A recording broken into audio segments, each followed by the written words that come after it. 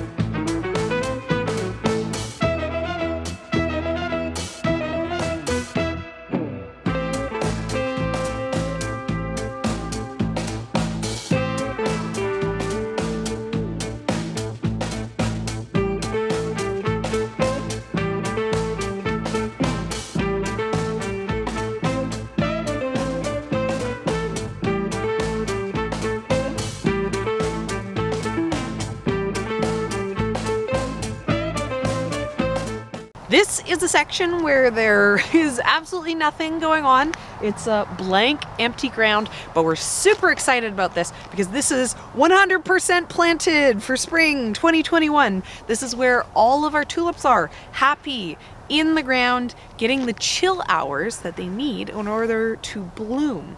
So we walk by this because this is pretty close to the house. We walk by this every day and we're dreaming of spring, and we're very, very excited. Our greenhouse is basically the ghosts of summers past. All it is dead. These greenhouses, they help us on the shoulder season, but they don't actually allow us to grow anything in the actual winter. So everything that's under any of these hoops it's gone. It's completely dead. There's nothing going on, even though you see these greenhouses spotted along the property. Except for this greenhouse here. This greenhouse is small and it doesn't really do much, so we emptied it out in the fall and we planted in some flowers. We're doing a little bit of an experiment with a technique called cool flowers, where you plant some of the stuff little, it potentially can overwinter, and then it blooms and grows lush and strong in the early spring, and it flowers a little bit earlier. I have snapdragons going, and they're looking really good so far. I have another, mix of stuff here and there, but I don't know how this is gonna work out. I haven't even really mentioned this very much to you guys yet. I have a video in the works, but it's worth experimenting, especially because it was empty space and I don't have to do anything. I do nothing. It just sits out here and I cross my fingers that it doesn't die. This is a high-low thermometer, so it records how hot and how cold it's gotten. And so, these flowers, they've actually had to go through some pretty serious lows. It's saying here that we've gotten down to almost -10. We will get down to -20 in the really cold, but only occasionally. So it's interesting to see what's gonna happen in here. Is he looking cat-like to you? He's looking like he wants to get away. He's a wild man. No, he's like purring like crazy. You squeeze all the purrs out.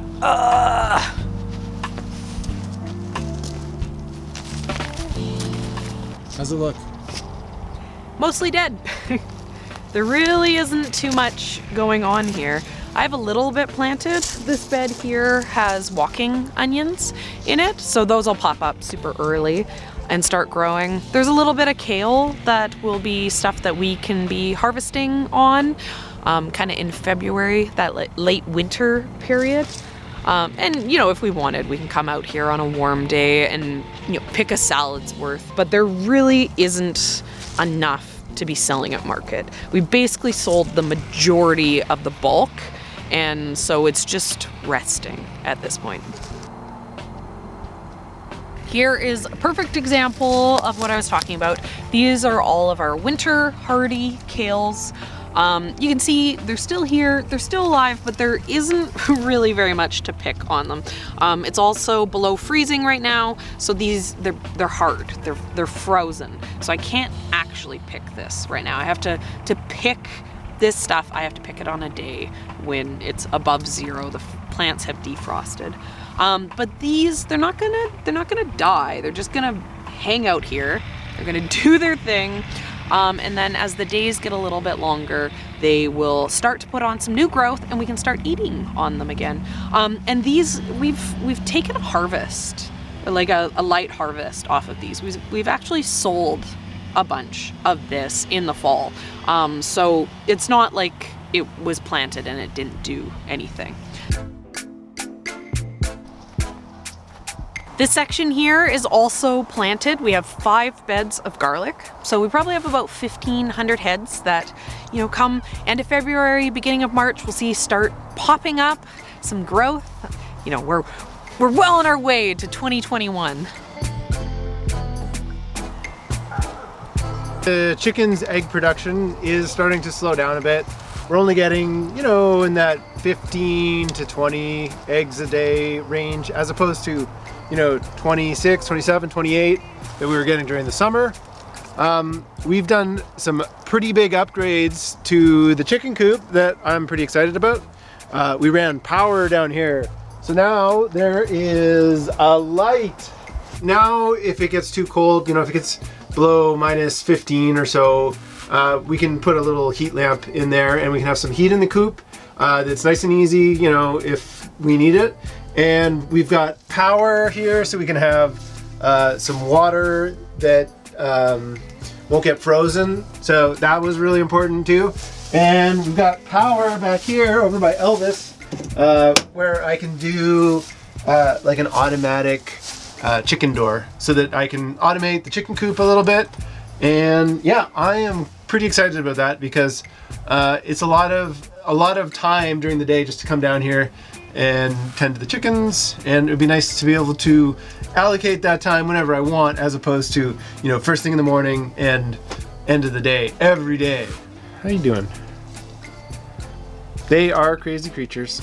The chickens, you know, they're fun. They're really, all in all, they're really calm birds. I'm not sure if it's the breed or just, you know, that they've got lots of space so they're not really up in each other's business, but they're calm. We're not, you know, they kind of keep to themselves and they don't fight, and we're not dealing with injuries. You know, they're not pulling each other's feathers or pecking at each other's eyes too much. They are still birds, but we're happy with the breed and we're excited about getting more next year so they have more eggs to sell. It is getting colder for them, and they are a cold hardy breed. They've actually been exploring their run more than they have at any other point in time during the entire year. They're frequently during the day, they're all the way down at the bottom, and near their first 2 months or so in here, it was hard to even get them away from this little area right here. So it's nice to see them becoming more comfortable, and they're actually more active in these temperature ranges than they are, you know, when it's really hot and they kind of just sit around until the sun goes down every day. Look at all the zucchini snacks that the chickens got today. They've already picked this one pretty much clean. But I went through the field a little bit today, and we'd been keeping a bunch of squash, just like kind of, they weren't good to sell, so we just let them sit there for a bit. And we'd slowly feed them to the chickens, but they were all starting to rot, so I just brought them all over here that were still good and dumped them in here, and they had a zucchini and squash feast. You've got a big full of belly there, full bellies. Full bellies. You gonna show off how full your belly is? how big that belly is. Now here is something that we're really excited about for next year.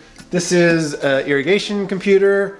We have to walk down at night and change zones all the time, and it doesn't sound like much because it only takes 3 or 4 minutes here to go change the zone, but then you do it again and again and again, and it starts to add up, and it really sucks a lot of our time up. So, Yeah, you know, probably it takes an hour a day. yeah, automating irrigation is really big on our priority list. And what we have here is each of these cables can do 6 zones. So there's 6 zones, there's 6 zones, there's 6 zones. One of them can, I think, do 8 zones. Just one of them was a little different than the others. And so we've got these all run up, and they go above the shop, and then they kick out down over into a trench outside. They come down here and go into this trench, and then we'll be able to automate the entire farm and have the computer controls for it all inside the shop. So it's gonna really be awesome. And we ran enough wire that we have room to expand the farm in the future. We can do, I think, like 30 zones roughly for how much cable we have. So that should be enough, even in the long-term plans, to be able to run all the zones that we'll need for, you know, 60 beds. So he's like a baby, like holding on like a monkey, right? Like he's got like the legs on either side and then his arms up, like holding on. Are you getting snuggled? So Fatty hasn't been outside in a very long time because it's cold and wintry, and Fatty doesn't like that. So he just hides inside like me. He's like, oh, my toes. Is that cold on your little kitten toes, Fatty? The outside really isn't my work zone anymore. There isn't really anything I need to do out there. At this point of the year, things start to come inside for me. So, you know, I have all of my stuff that I'm trying to overwinter. These are all my dahlias, which, you know, so far, I don't know.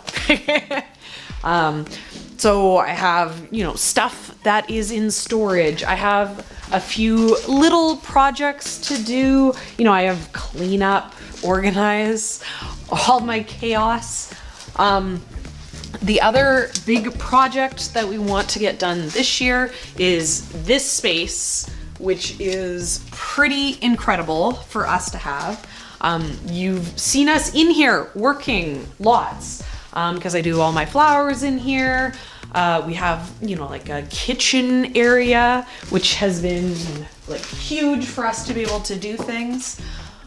This space is very, very useful for us. You know, we use it kind of as a studio space. And this year with the COVID, you know, obviously we weren't inviting people in to this space. We were kind of just using it for ourselves, but in the future, we would like to be able to offer things like dried flower arrangement classes where people could come in, we could work together, but it's a little bit of chaos in here. Definitely needs some work before we're able to do that. So we want to empty this out, paint it up, get it looking a little bit more aesthetic. Towards that end, we've renovated our bathroom. This is the room where I grew seedlings all last spring, and now it is completely transformed. It's really beautiful and really nice. So I'm excited about the idea that people would want to come in here and use this space. I keep joking to Ian that we're gonna like come down and have spa days. This is like our spa. So we can like run away from the kids. It's literally the nicest bathroom in our house. This is probably the nicest room in like of all of our rooms. Look how easy it is to wash our hands. Oh, look at that sink. That is what I've been excited about. You know, this entire building is like a huge asset. We like from when we bought this property, we always knew that there was huge value. You know, it has like a bedroom, which, you know, we actually use this as a storage room. In the summer, we put an air conditioning in, and you know, this is where we put our flowers to kind of get cooled off. But Our kids will also do crafts in here. yeah, like our kids hang out in here in the summer because it's just so sunny and so hot. So, you know, it's nice to have this space, but we also use it as a guest room. You know, we talked about maybe in the future, you know, we could offer, you know, having people to come, like woofers, or, you know, maybe like immersive one-on-one classes for a week type thing.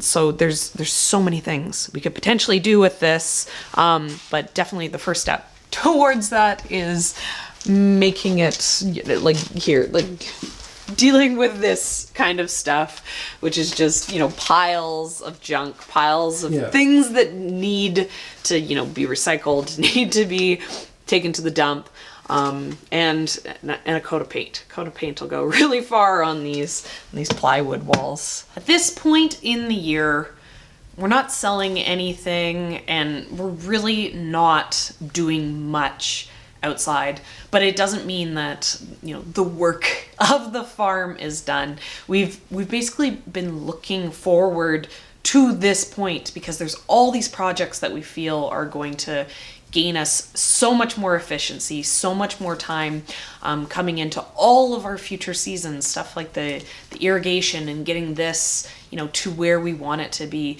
It's going to make a huge difference for both next year and the years to come. So, you know, these winters are definitely a huge asset for us. Oh, he's such a bad cat. Buddy, you're a bad cat. Buddy's the worst of all the cats. You're the worst cat, Buddy. He's pretty cute though. He's pretty cute.